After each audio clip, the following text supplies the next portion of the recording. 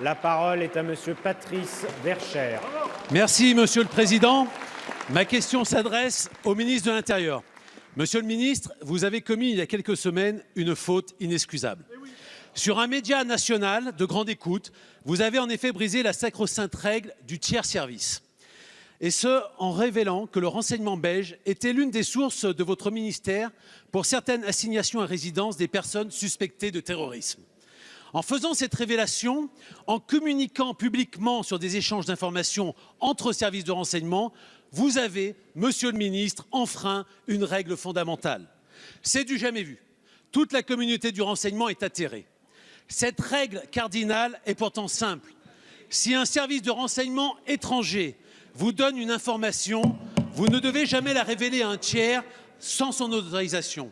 Si vous avez commis cette faute, par méconnaissance, c'est une grave légèreté pour un ministre de l'Intérieur.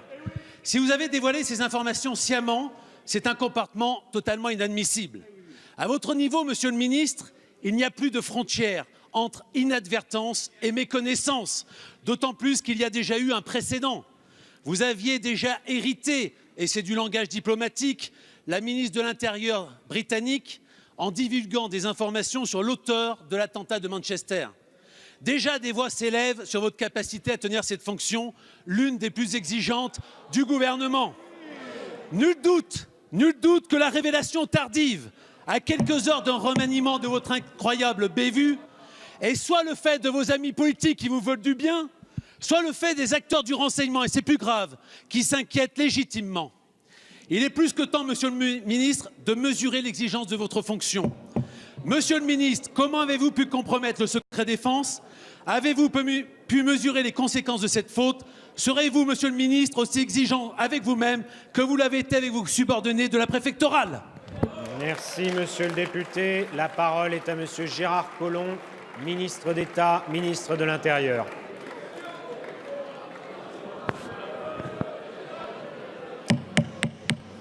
Monsieur le Président, Mesdames et Messieurs les députés, Monsieur le député Verchères, je lisais effectivement un article paru, je crois, hier, et qui révélait une très grave information. Nous sommes aujourd'hui le 22 novembre, et il disait, voilà, Gérard Collomb a révélé des choses extrêmement graves. C'était, mentionnait le journal, le 27 septembre dernier. Donc vous voyez, il y a un laps de temps entre le moment où, soi-disant, je fais une faute grave et le moment où, tout d'un coup, on révèle, qui me semble un peu long. Que révélai-je? Que révélai-je? Nous étions au moment de la discussion de la loi SILT.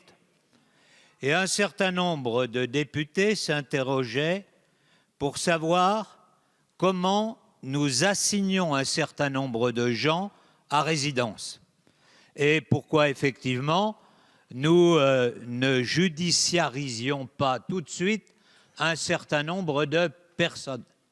Et j'expliquais tout simplement que c'est parce que nous avions des informations que nous ne pouvions pas divulguer et que seuls nos services secrets connaissaient. Y a-t-il eu un nom parmi les 37 sur lesquels j'ai révélé quelque chose?